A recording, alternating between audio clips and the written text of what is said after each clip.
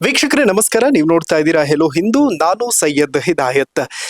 ಯಡಿಯೂರಪ್ಪ ಅವರ 50 ವರ್ಷದ ಸುದೀರ್ಘ ರಾಜಕೀಯ ಪಯಣ ಒಂದು ಸಂಭ್ರಮವಾಗಿ ಹೊರಹೊಮ್ತಾ ಇದೆ. ಅನೇಕ ರಾಜಕೀಯ ಧುರೀಣರನ್ನ ನಾನು ಮಾತಾಡಿಸುವಂತ ಒಂದು ಪ್ರಯತ್ನ ಮಾಡ್ತಾ ಇದ್ದೀನಿ. ನನ್ನ ಜೊತೆ ಛಲವಾದಿ ನಾರಾಯಣ ಸ್ವಾಮಿ ಅವರಿದ್ದಾರೆ, ಕರ್ನಾಟಕ ವಿಧಾನ ಪರಿಷತ್ನ ವಿರೋಧ ಪಕ್ಷದ ನಾಯಕರು. ಸರ್ ನಮಸ್ಕಾರ, ಹೇಗಿದ್ದೀರಿ? ನಮಸ್ಕಾರ, ಚೆನ್ನಾಗಿದ್ದೇನೆ. ಓಕೆ ಸರ್, ಯಡಿಯೂರಪ್ಪ ಅವರು 50 ವರ್ಷವನ್ನ ಕಂಪ್ಲೀಟ್ ಮಾಡಿದ್ದಾರೆ ಈ ರಾಜಕೀಯ ಜರ್ನಿಯಲ್ಲಿ. ಅವರ ಇಡೀ ರಾಜಕೀಯ ಜರ್ನಿಯನ್ನ ನೀವು ಹೇಗ್ ನೋಡ್ತೀರಿ ಅಂತ? ಒಂದು ಅವರ ಜರ್ನಿ ಬಹಳ ಸುಲಭವಾಗಿತ್ತು ಅಂತ ಯಾರೂ ಕೂಡ ಹೇಳೋದಿಲ್ಲ.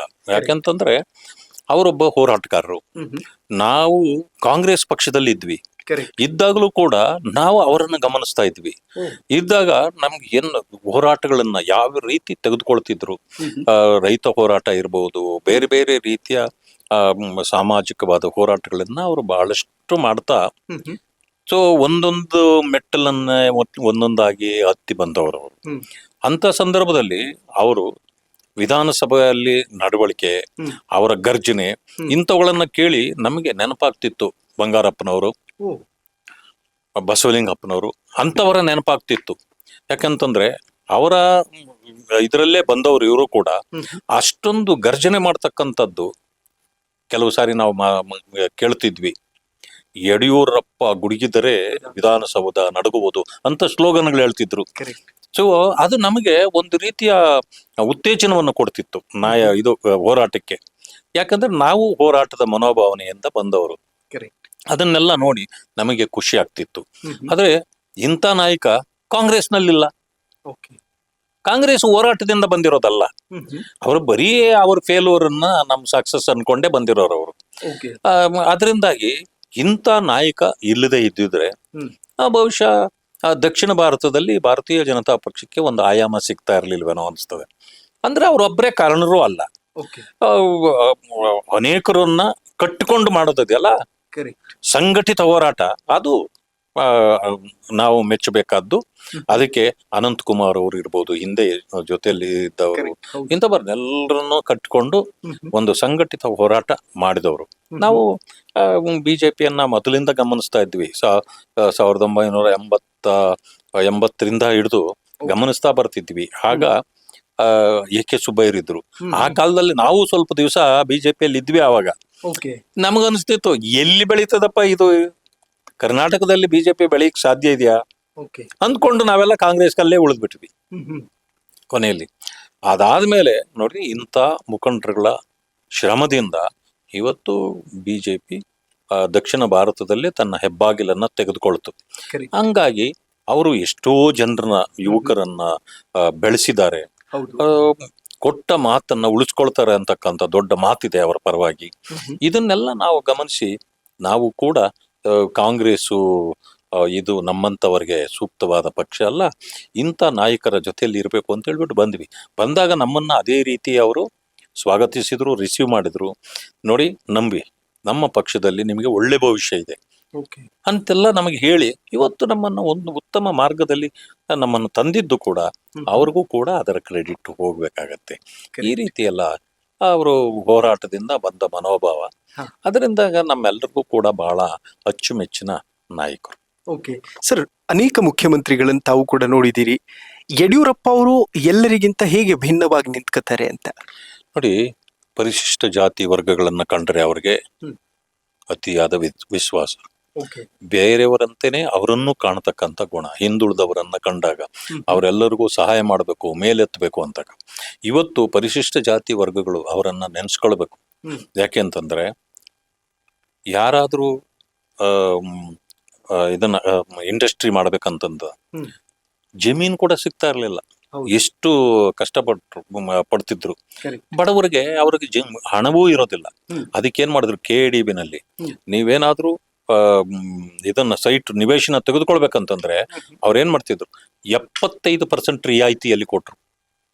ಯಾರು ಕೊಡ್ಲಿಕ್ಕೆ ಸಾಧ್ಯ? ಇವತ್ತು 1 ಕೋಟಿ ರೂಪಾಯಿ ಬಾಳ್ತದೆ ಒಂದು ನಿವೇಶನ ಅಂದ್ರೆ, ಕೇವಲ 25 ಲಕ್ಷ ಕಟ್ಟಿದ್ರೆ ಸಾಕು. 75 ಲಕ್ಷ ಅದೇ ಅಲ್ಲಿ ನಿಮಗೆ ರಿಯಾಯಿತಿ ಸಿಗ್ತದೆ.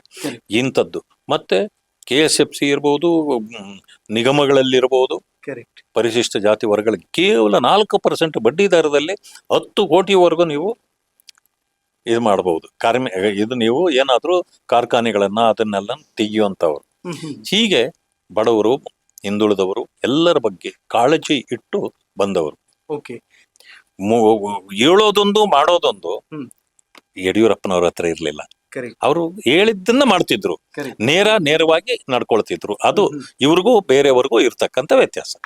ಮತ್ತೆ ಈ ಅಂತರ್ಜಾತಿ ವಿವಾಹ ಪ್ರೋತ್ಸಾಹ ಆಗಿರಬಹುದು, ಅದರ ಜೊತೆಗೆ ಸಂಧ್ಯಾ ಸುರಕ್ಷಾ ಅನ್ನುವಂತ ಪಿಂಚಣಿ ಯೋಜನೆ, ಇದನ್ನೆಲ್ಲ ಹೇಗ್ ನೆನ್ಪು ಮಾಡ್ಕೋತೀರಿ ಸರ್? ಈಗ ನೋಡಿ, ಹೆಣ್ಣು ಮಕ್ಕಳಿಗೆ ಪ್ರೋತ್ಸಾಹ ಕೊಡ್ಬೇಕು ಅನ್ನೋ ಕಾರಣಕ್ಕಾಗಿ ಅವ್ರು ಏನ್ ಮಾಡ್ತಾರೆ, ಯಾವುದೇ ಹೆಣ್ಣು ಮಗು ಹುಟ್ಟಿದ್ದು 10,000 ರೂಪಾಯಿ ಅವ್ರ ಅಕೌಂಟ್ ಅಲ್ಲಿ ಇಡ್ತೇವೆ, ಇಷ್ಟು ವರ್ಷಗಳಾದ್ಮೇಲೆ ಅವ್ರಿಗೆ ಅದು ಸಹಕಾರಿಯಾಗ್ತದೆ ಅಂತಕ್ಕಂಥ ಇದನ್ನ ಸ್ಕೀಮ್ ತಂದ್ರು.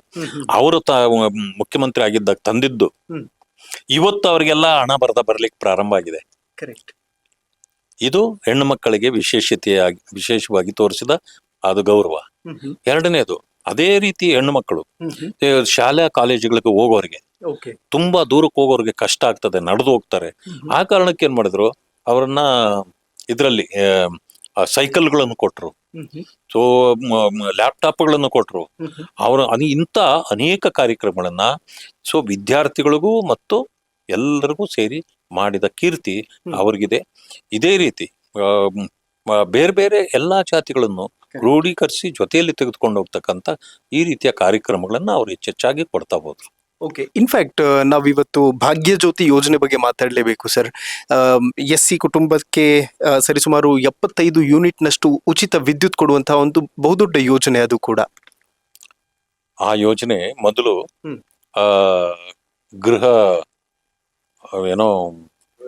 ಗೃಹ ಜ್ಯೋತಿ, ಕುಟೀರ ಜ್ಯೋತಿ ಇವೆಲ್ಲ ಇದ್ದವು. ಇದನ್ನ ಪರಿಶಿಷ್ಟ ಜಾತಿಗಳಿಗೆ ಕಡಿಮೆ ಮಾಡಬೇಕು, ಇನ್ನೂ ಅದಕ್ಕೆ ಉತ್ತೇಜನ ಕೊಡಬೇಕು ಅಂತೇಳಿ ಸೊ ಇವರೆಲ್ಲರೂ ಸೇರಿ ಮಾನ್ಯ ಬಸವರಾಜ ಬೊಮ್ಮಾಯಿ ಅವರ ಕಾಲದಲ್ಲಿ ಅದು 75 ಯೂನಿಟ್ ವರೆಗೆ ಎಲ್ಲಾ ಪರಿಶಿಷ್ಟ ಜಾತಿ ವರ್ಗಗಳಿಗೆ ಫ್ರೀ ಮಾಡಿಬಿಟ್ರು. ಹೌದು ಸರ್. ಅದರ ಜೊತೆಗೆ ರಾಜಕೀಯ ಪ್ರಾತಿನಿಧ್ಯವನ್ನ ಸಮುದಾಯಕ್ಕೆ ಕೊಡುವಂತಹ ನಿಟ್ಟಿನಲ್ಲಿ ಹೇಗೆ ಅವರ ಪ್ರಯತ್ನ ಹೇಗಿತ್ತು ಯಡಿಯೂರಪ್ಪ ಅವರದು ಅಂತ ನೋಡಿ. ಅವರು ಎಲ್ಲ ಜಾತಿಗಳನ್ನು ಜೊತೆಯಲ್ಲಿ ತೆಗೆದುಕೊಂಡು ಹೋಗುವಂತದ್ದು, ಮತ್ತೆ ಪರಿಶಿಷ್ಟ ಜಾತಿ ವರ್ಗಗಳಿರ್ಬೋದು ಅಥವಾ ಮೇಲ್ವರ್ಗಗಳಿರ್ಬೋದು, ಎಲ್ಲರನ್ನೂ ಕೂಡ ಸರಿದೂಗಿಸಿ ಎಲ್ಲರಿಗೂ ಅವಕಾಶಗಳನ್ನು ಕಲ್ಪಿಸಿಕೊಡ್ತಕ್ಕಂಥದ್ದನ್ನ ಮಾಡ್ತಿದ್ರು. ಅವ್ರೊಂದ್ಸಾರಿ ಮಾತು ಕೊಟ್ರೆ, ನೋಡಪ್ಪ ಈ ಸಾರಿ ನಿನಗೆ MLA ಟಿಕೆಟ್ ಕೊಡ್ಲಿಕ್ಕೆ ಆಗ್ಲಿಲ್ಲ ಅಂತಿತ್ತು, ನಿನಗೆ ಎಲ್ಲಾದ್ರೂ MLC ಮಾಡ್ತೇನೆ ಮಾಡಿದ್ದಾರೆ ಅನೇಕರಿಗೆ. ಅಥವಾ ನಿಮ್ಗೆ ಇದು ಮಾಡಕ್ಕಾಗ್ಲಿಲ್ಲ, ನಿನ್ನ ಚೇರ್ಮನ್ ಮಾಡ್ತೀನಿ, ಏನಾದ್ರೂ ಒಂದು ಅವ್ರಿಗೆ ಬೇಸರ ಆಗ್ಬಾರ್ದು. ಅವರು ಆ ರೀತಿ ನಡ್ಕೊಳ್ತಾ ಇದ್ರು. ಅಂತ ವ್ಯಕ್ತಿತ್ವ ಮಾನ್ಯ ಯಡಿಯೂರಪ್ಪ ಅವ್ರದ್ದು. ಅದರಿಂದಲೇ ಇವತ್ತು ಜನ ಅವ್ರನ್ನ ನೆನೆಸ್ತಾರೆ. ಇವತ್ತು ರಾಜಕೀಯದಿಂದ ಹಂಚಿಗೆ ಸರಿದಾಯ್ತು ಅವರು. ಆದ್ರೂ ಕೂಡ ಇವತ್ತು 84 ವರ್ಷಗಳಾದ್ರೂ ಕೂಡ ಯಾವುದೇ ಪಕ್ಷದ ಕಾರ್ಯಕ್ರಮ ಇದ್ರೆ ತಟ್ಟನೆ ಬಂದು ನಿಲ್ತಾರೆ. ಈ ಪಕ್ಷ ನನಗೆಲ್ಲವನ್ನೂ ಕೊಟ್ಟಿದೆ, ಮುಂದೆಯೂ ಈ ಪಕ್ಷವನ್ನ ಅಧಿಕಾರಕ್ಕೆ ತಂದೆ ತರ್ತೀನಿ ನಾನು ಅಂತ ಹೇಳ್ತಾರೆ ಅಲ್ವಾ. ಓಡಾಡ್ತೀನಿ ಈಗಲೂ ಅಂತಾರೆ ನೋಡಿ. ಅವ್ರಿಗಿರ್ತಕ್ಕಂಥ ಆ ಒಂದು ಶಕ್ತಿ ಯುವಕರಲ್ಲೂ ಬರ್ಬೇಕು. ನಾವೆಲ್ಲ ಒಗ್ಗಟ್ಟನ್ನು ಮೆರಿಬೇಕು, ಎಲ್ಲರನ್ನು ಜೊತೆಯಲ್ಲಿ ತೆಗೆದುಕೊಂಡು ಅಂತವರ ಸಹಕಾರದಲ್ಲಿ ಪಕ್ಷವನ್ನ ಸದೃಢಗೊಳಿಸ್ತಕ್ಕಂಥ ಕೆಲಸ ನಾವೆಲ್ಲ ಮಾಡ್ಬೇಕು. Okay sir. ಇನ್ಫ್ಯಾಕ್ಟ್ ಈ ಹಿಂದೆ ತಾವು ಕಾಂಗ್ರೆಸ್ನಲ್ಲಿದ್ರಿ. ಕಾಂಗ್ರೆಸ್ನ ಪಡಸಾಲೆಯಲ್ಲಿ ಇದ್ದಾಗ BSY ಅವ್ರ ಬಗ್ಗೆ ಏನ್ ಚರ್ಚೆ ಆಗ್ತಾ ಇತ್ತು ಅಂತ? ಯಾಕೆಂತಂದ್ರೆ ಅದೇ ಪಕ್ಷ ಇನ್ನೊಂದು ಪಕ್ಷದಲ್ಲಿದ್ದು ಮತ್ತೊಂದು ಪಕ್ಷದಲ್ಲಿರುವಂತಹ ಮತ್ತೊಬ್ಬ ನಾಯಕನ ಬಗ್ಗೆ ಮಾತಾಡೋದು ಬಹಳ ಕಷ್ಟ ಆಗುತ್ತೆ ಆ ಸಂದರ್ಭದಲ್ಲಿ. ಅಲ್ಲ, ಆದ್ರೂ ಕೂಡ ಸೊ ಇವರ ವ್ಯಕ್ತಿತ್ವ ಹೇಗಿರ್ತಿತ್ತು ಅಂತಂದ್ರೆ, ಏನೇ ಹೋರಾಟ ಮಾಡಿದ್ರೆ ಹೋರಾಟವನ್ನ ಬೆಂಬಲಿಸ್ತಕ್ಕಂಥ ಜನರಿಗೆ ಒಂದು ಅನಿಸ್ತಿತ್ತು, ನೋಡಿ ಹೋರಾಟ ಅಂತಂದ್ರೆ ಹೀಗಿರ್ಬೇಕು. ಯಡಿಯೂರಪ್ಪ ಅವರು ಯಾವ ರೀತಿ ಒಂದು ಹೋರಾಟಗಳನ್ನ ರೂಪಿಸ್ತಾರೆ, ಯಾವ ವಿಚಾರಗಳನ್ನ ಯಾವ ರೀತಿ ತೆಗೆದುಕೊಳ್ತಾರೆ, ಯಾವುದೇ ಇರ್ಬೋದು ಅಂತ ವಿಚಾರಗಳನ್ನ ತಗೊಂಡು ನೋಡು, ಈ ರೀತಿ ಹೋರಾಟಗಾರನ ಇರ್ಬೇಕು ಅನ್ನೋ ಮಾತುಗಳನ್ನ ಎಲ್ಲರೂ ಮಾತಾಡ್ತಿದ್ರು. ನಾವು ಕೂಡ ಅದನ್ನ ಗಮನಿಸ್ತಿದ್ವಿ ಮತ್ತು ನಾವು ಮಾತಾಡ್ತಿದ್ವಿ. Okay sir. ಇತ್ತೀಚಿನ ರಾಜಕೀಯ ವಿದ್ಯಮಾನಗಳನ್ನ ಗಮನಿಸೋದಾದ್ರೆ ಅಥವಾ ಯುವಕರು ಒಂದು ಹೊಸ ಹುರುಪಿನೊಂದಿಗೆ ನಾವು ಬರ್ತೀವಿ ಅನ್ನೋದಾದ್ರೆ, ಯಡಿಯೂರಪ್ಪ ಅವರ ಯಾವೆಲ್ಲ ವಿಚಾರಗಳನ್ನ ರಾಜಕೀಯ ಬದುಕನ್ನ ಆರಂಭಿಸುವಂತಹ ಯುವಕರು ಅಳವಡಿಸ್ಕೊಳ್ಬೇಕಾಗ್ತದೆ ಅಂತ? ಅದೇ ಹೋರಾಟ ಅನ್ನೋದು ಮುಖ್ಯ. ಅದಾದ ಮೇಲೆ ನಾವು ಎಲ್ಲರೂ ಕೂಡ ಎಲ್ಲರನ್ನೂ ಜೊತೆಯಲ್ಲಿ ತೆಗೆದುಕೊಂಡು ಹೋಗ್ತಕ್ಕಂಥ ಭಾವನೆಗಳು ಅವರ ಹತ್ರ ಹೇಗಿತ್ತು ಆ ರೀತಿ ನಾವು ಹೋಗ್ಬೇಕು. ಯಾಕೆಂತಂದ್ರೆ ನಮ್ಮ ಈ ಪಕ್ಷದಲ್ಲಿ ಆ ರೀತಿ ಜಾತಿ ಮನೋಭಾವಗಳು ಕಡಿಮೆ. ಸೊ ಆದ್ರೆ ಇನ್ನಷ್ಟು ನಾವು ಅದನ್ನ ಹತ್ರ ತೆಗೆದುಕೊಂಡು ಪ್ರೀತಿ ವಿಶ್ವಾಸದಿಂದ ತಳ ಸಮುದಾಯಗಳನ್ನ ಅಥವಾ ಬಡತನದಲ್ಲಿ ಇರ್ತಕ್ಕಂಥವ್ರನ್ನ ಸಣ್ಣ ಸಣ್ಣ ಸಣ್ಣ ಸಮುದಾಯಗಳನ್ನ ಗುರುತಿಸಿ ಅವರನ್ನೆಲ್ಲರನ್ನು ಜೋಡಿಸ್ಕೊಂಡು, ಯಾಕಂತಂದ್ರೆ ರಾಜಕೀಯ ಒಂದು ಜಾತಿಯಿಂದಾಗ್ಲಿ ಒಂದು ಧರ್ಮದಿಂದಾಗ್ಲಿ ಮಾಡ್ಲಿಕ್ಕಾಗಲ್ಲ, ಸರ್ವರನ್ನು ಒಳಗೊಂಡು ನಾವು ಮಾಡ್ಬೇಕಾಗ್ತದೆ. ಆ ಕೆಲಸವನ್ನ ಅವರು ಮಾಡ್ತಿದ್ರು, ನಾವು ಇನ್ನಷ್ಟು ಅದನ್ನ ಹೆಚ್ಚಾಗಿ ಮೈಗೂಡಿಸ್ಕೊಂಡು ಮಾಡಬೇಕು. ಇನ್ಫ್ಯಾಕ್ಟ್ ರೈತರಿಗೆ ಅಂತ ಪರ್ಟಿಕ್ಯುಲರ್ ಯಾರಾದ್ರೂ ಬಡ್ಜೆಟ್ ಮಂಡನೆ ಮಾಡಿ ಅದಂತಹ ಮುಖ್ಯಮಂತ್ರಿ ಇದ್ದಾರೆ ಯಾರಾದ್ರೂ ಅಂತಂದ್ರೆ ದಟ್ ಇಸ್ BS ಯಡಿಯೂರಪ್ಪ ಅವರು ಅಂತಾನೆ. ಬಡ್ಜೆಟ್ ಮಾಡೋದು ಮಾತ್ರ ಅಲ್ಲ, ರೈತರಿಗೆ ಅದೇ ರೀತಿಯ ಸವಲತ್ತುಗಳನ್ನು ತಲುಪಿಸಿದವರು ಅವರು. ಹೆಚ್ಚು ಮಳೆಗೆ ಆಹುತಿಯಾದ ಬೆಳೆಗಳಿಗೆ ಪರಿಹಾರಗಳನ್ನು ಕೊಟ್ಟವರು, ರೈತರ ಮಕ್ಕಳಿಗೆ ಸ್ಕಾಲರ್ಶಿಪ್ ಅನ್ನು ಕೊಡ್ತೇನೆ ಅಂತ ಹೇಳಿ ಕೊಟ್ಟವರು. ಅಷ್ಟು ಮಾತ್ರ ಅಲ್ಲ, ಮಾನ್ಯ ಪ್ರಧಾನಮಂತ್ರಿಗಳು 1 ಹೆಕ್ಟೇರ್ಗೆ 6,000 ರೂಪಾಯಿ ರೈತರ ಖಾತೆಗೆ ಹಾಕ್ತೀನಿ ಅಂತಂದಾಗ ಅವ್ರು ಮಾತ್ರ ಅಲ್ಲ, ನಾನು 4,000 ಸೇರಿಸಿ 10,000 ಕೊಡ್ತೇವೆ ಅಂತ ಹೇಳಿ ಮಾಡಿದವರು. ಹಾಗೆ ರೈತರ ಬಗ್ಗೆ ವಿಶೇಷ ಕಾಳಜಿ ಹೊಂದಿದ್ದ ಯಡಿಯೂರಪ್ಪನವರು. ಹಾಲಿನ ಪ್ರೋತ್ಸಾಹದಲ್ಲ ಕೂಡ ಎಲ್ಲವೂ ಅವರೇ ಹೆಚ್ಚಿಸಿದ್ದು. ಇವರು ಕಾಂಗ್ರೆಸ್ನವ್ರು ಇವತ್ತಿಗೂ ಹೇಳ್ತಾರೆ ಹೆಚ್ಚಿಸ್ತೀವಿ ಅಂತ. ಅವರು ಚುನಾವಣಾ ಸಂದರ್ಭದಲ್ಲಿ ಹೇಳಿರೋದನ್ನ ಇದುವರೆಗೂ ಮಾಡಿಲ್ಲ. ಆದ್ರೆ ಇವ್ರು ಹಾಗಲ್ಲ, ಹೇಳಿದ್ದನ್ನ ಮಾಡ್ತಾರೆ. ಅಮೇಜಿಂಗ್. ಫೈನಲಿ ಸರ್, 50 ವರ್ಷಗಳ ಈ ಸುದೀರ್ಘವಾದಂತಹ ಸಕ್ಸಸ್ಫುಲ್ ಪೊಲಿಟಿಕಲ್ ಜರ್ನಿಯ ಬಗ್ಗೆ ಯಡಿಯೂರಪ್ಪ ಅವರಿಗೆ ಏನ್ ವಿಶಸ್ ಕನ್ವೆ ಮಾಡ್ತೀರಿ ಅಂತ? ಯಡಿಯೂರಪ್ಪನವರ ಜೀವನದಲ್ಲಿ ಸಾರ್ಥಕ ಬದುಕನ್ನು ಬದುಕಿದ್ದಾರೆ. ರಾಜಕಾರಣದಲ್ಲೂ ಒಂದು ಮೇರು ವ್ಯಕ್ತಿತ್ವವನ್ನ ಪ್ರದರ್ಶನ ಮಾಡಿ ಯುವ ಜನರಿಗೆ ಇವತ್ತು ಅವರು ಪ್ರೋತ್ಸಾಹದಾಯಕವೂ ಮತ್ತು ಅವರನ್ನು ನೋಡಿ ಕಲಿಯುವಂಥದ್ದು ಬದುಕುವಂಥದ್ದು ರೀತಿಯಲ್ಲಿ ಇವತ್ತು ಅವರು ನಡ್ಕೊಂಡಿದ್ದಾರೆ. ಆದ್ರಿಂದ ನಮ್ಮಂಥವ್ರಿಗೆ ಅವರೇ ಸ್ಫೂರ್ತಿ. ಆ ಕಾರಣದಿಂದ ನಾವೆಲ್ಲರೂ ಕೂಡ ಅವರ ತತ್ವ ಸಿದ್ಧಾಂತಗಳನ್ನು ಜೋಡಿಸ್ಕೊಂಡು, ಪಕ್ಷದ ತತ್ವ ಸಿದ್ಧಾಂತಗಳನ್ನ ಜೋಡಿಸ್ಕೊಂಡು ನಾವು ನಮ್ಮ ಜರ್ನಿಯನ್ನು ನಾವು ಮಾಡಬೇಕು. ಆದ್ರಿಂದ ನಿಮ್ಮಂತ ಹಿರಿಯರ ಸಹಕಾರ, ಆಶೀರ್ವಾದ ಪಕ್ಷ ಮತ್ತು ನಮ್ಮಂಥವರ ಮೇಲೆ ಇರಲಿ. ನಿಮಗೆ ದೇವರು ಎಲ್ಲ ರೀತಿಯ ಆರೋಗ್ಯ ಭಾಗ್ಯವನ್ನ ಕೊಡ್ಲಿ. ಸೊ ನಿಮ್ಮ ರೀತಿ ನಮ್ಮಲ್ಲಿ ಹೋರಾಟಗಾರರು ಮತ್ತು ಉತ್ತಮ ಆಡಳಿತಗಾರರು ಸೃಷ್ಟಿಯಾಗಲಿ ನಮ್ಮ ಪಕ್ಷದಲ್ಲಿ ಅಂಥೇಳಿ ಅವರಿಗೆ ಅಭಿಮಾನದಿಂದ ಈ 2 ಮಾತುಗಳನ್ನು ಹೇಳಲಿಕ್ಕೆ ಬಯಸ್ತೇನೆ. Thank you so much sir. ನಮಸ್ಕಾರ. ಓಕೆ, ನೋಡಿದ್ರಲ್ಲ ವೀಕ್ಷಕರು, ಇದಿಷ್ಟು ಛಲವಾದಿ ನಾರಾಯಣ ಸ್ವಾಮಿ ಅವರ ಮಾತು. ಅದೇನೇ ಇರಲಿ, ಯಡಿಯೂರಪ್ಪ ಅವರ ಈ ಬದುಕೇನಿದೆ, ಆ ಬದುಕಿನ ಪ್ರತಿ ಹೆಜ್ಜೆಯೂ ಕೂಡ ಒಬ್ಬೊಬ್ಬರಿಗೆ ಮಾದರಿ ಆಗ್ತಾ ಹೋಗುತ್ತೆ. ಆದರ್ಶಗಳು ಮತ್ತು ಆದರ್ಶವಾದಂತಹ ವ್ಯಕ್ತಿತ್ವಕ್ಕೆ ಅಭಿಮಾನೋತ್ಸವದ ಮೂಲಕ ಹೃದಯಾಂತರಾಳದಿಂದ ಅಭಿಮಾನವನ್ನ ಸಮರ್ಪಿಸುವಂತಹ ಸಂದರ್ಭ ಕ್ಷಣಗಣನೆ ಆರಂಭ ಆಗ್ತಾ ಇದೆ. ಆ ಎಲ್ಲ ಕ್ಷಣವನ್ನ ನಿಮ್ಮ ಕಣ್ಣ ಮುಂದೆ ಇಡ್ತೀವಿ. ನೋಡ್ತಾ ಇರಿ ಹೆಲೋ ಹಿಂದೂ. ನಾನು ಸೈಯದ್ ಹಿದಾಯತ್, ಸೈನಿಂಗ್ ಆಫ್ ಬೆಂಗಳೂರಿನಿಂದ.